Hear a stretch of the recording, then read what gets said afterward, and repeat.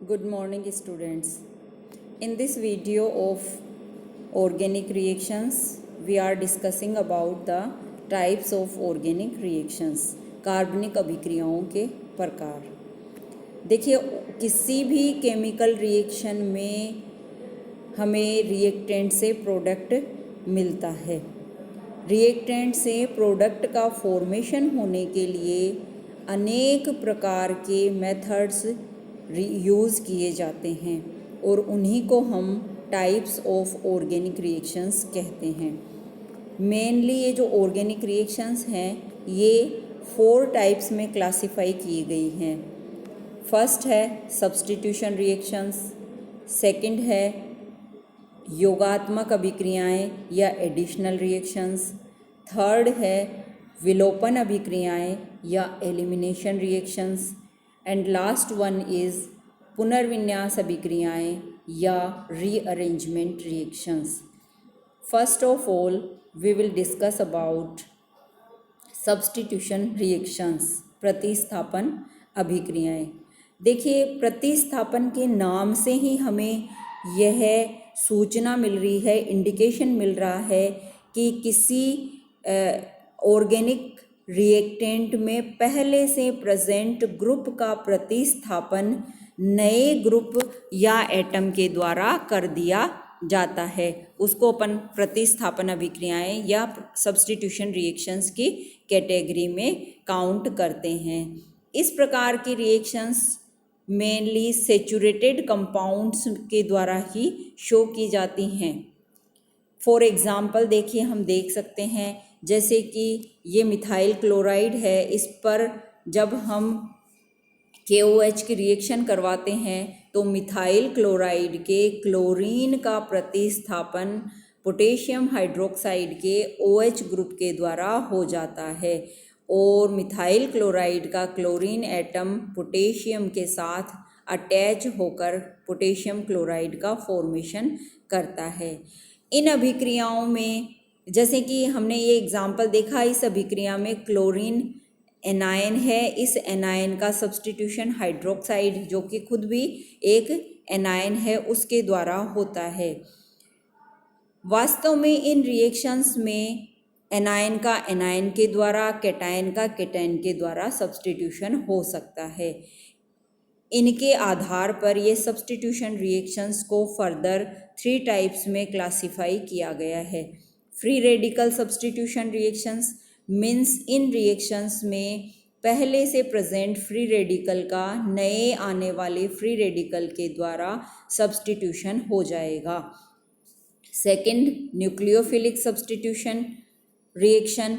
इन reaction में किसी भी रिएक्टेंट में पहले से प्रेजेंट न्यूक्लियोफाइल यानी कि एनायन या फिर कोई lone pair containing neutral species, उसका सब्स्टिट्यूशन दूसरे न्यूक्लियोफाइल के द्वारा हो जाएगा। इसी तरीके से इलेक्ट्रोफिलिक सब्स्टिट्यूशन रिएक्शंस, जिनमें रिएक्टेंट में पहले से प्रेजेंट इलेक्ट्रोफाइल का सब्स्टिट्यूशन नए इलेक्ट्रोफाइल के द्वारा हो जाएगा।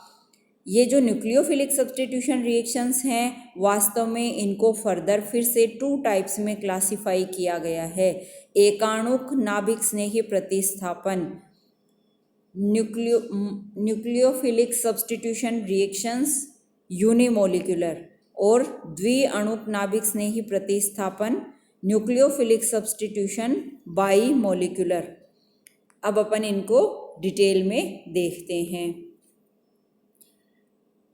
फ्री रेडिकल सब्स्टिट्यूशन रिएक्शंस के कुछ एग्जाम्पल हम देख सकते हैं। जैसे ये कोई सेचुरेटेड कंपाउंड है, इस पर हेलोजन का अटैक होता है, यहाँ पे कार्बन पे टर्शरी जो हाइड्रोजन प्रेजेंट है इसका एक हेलोजन के द्वारा सब्स्टिट्यूशन हो जाता है। इस अभिक्रिया में हम ये देख रहे हैं कि हेलोजन एटम ने हाइड्रोजन एटम को प्रतिस्थापित किया है। ये अभिक्रिया उच्च ताप पर या सनलाइट में HNO की प्रेजेंस में होती है और इसे हम पेरोक्साइड की प्रेजेंस में भी करवा सकते हैं।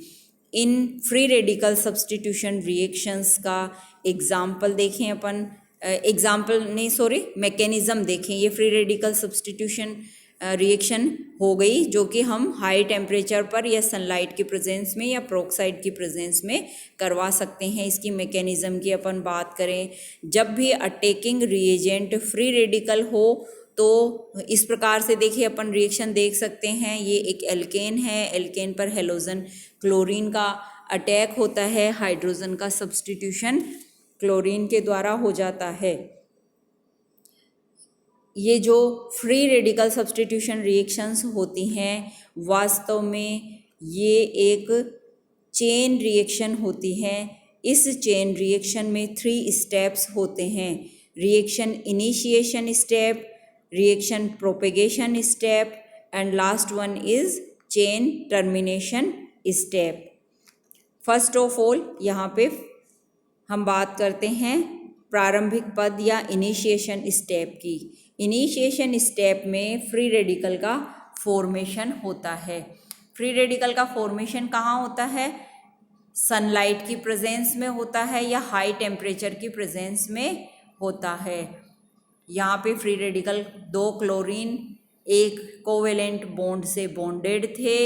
यहाँ पे होमोलाइसिस होता है बॉन्ड का, दोनों बॉन्डेड एटम्स क्लोरीन के पास एक एक इलेक्ट्रॉन कोवेलेंट बॉन्ड का चला जाता है और क्लोरीन फ्री रेडिकल्स का फॉर्मेशन होता है।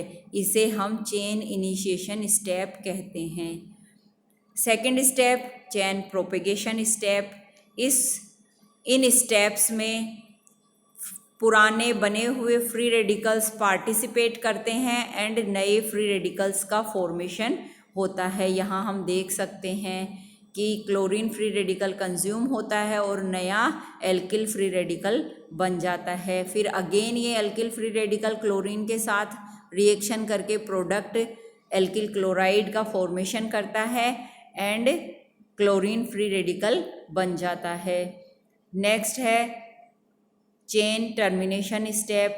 जितने भी फ्री रेडिकल्स बने हुए रहते हैं रिएक्शन में वो इस स्टेप में आपस में रिएक्शन करके वेरियस प्रोडक्ट्स बना देते हैं और सभी फ्री रेडिकल्स यहाँ समाप्त हो जाते हैं। क्लोरीन क्लोरीन फ्री रेडिकल आपस में रिएक्शन कर सकते हैं जिससे Cl2 मॉलिक्यूल का फॉर्मेशन हो जाता है। एल्किल एल्किल फ्री रेडिकल भी आपस में रिएक्शन कर सकते हैं और alkyl and chlorine free radical भी आपस में रिएक्शन कर सकते हैं। कहने का मतलब है कि ये सभी फ्री रेडिकल्स जो उस रिएक्शन के होने के समय प्रेजेंट होते हैं वे यहाँ पर समाप्त हो जाते हैं और वेरियस प्रोडक्ट्स का फॉर्मेशन इस स्टेप में हो जाता है। कुछ और एग्जाम्पल यहाँ पे दिए गए हैं। टोलुइन है, टोलुइन की रिएक्शन जब क्लोरीन से करवाई जाती है तो यह भी फ्री रेडिकल मैकेनिज्म से संपन्न होती है सनलाइट की प्रेजेंस में और ये प्रोडक्ट का फॉर्मेशन होता है जिसमें CH3 के हाइड्रोजन का प्रतिस्थापन क्लोरीन के द्वारा हो जाता है और बेंजीन क्लोराइड का फॉर्मेशन यहाँ होता है। नेक्स्ट वीडियो में हम बात करेंगे न्यूक्लियोफिलिक सब्स्टिट्यूशन रिएक्शंस की। Thank you.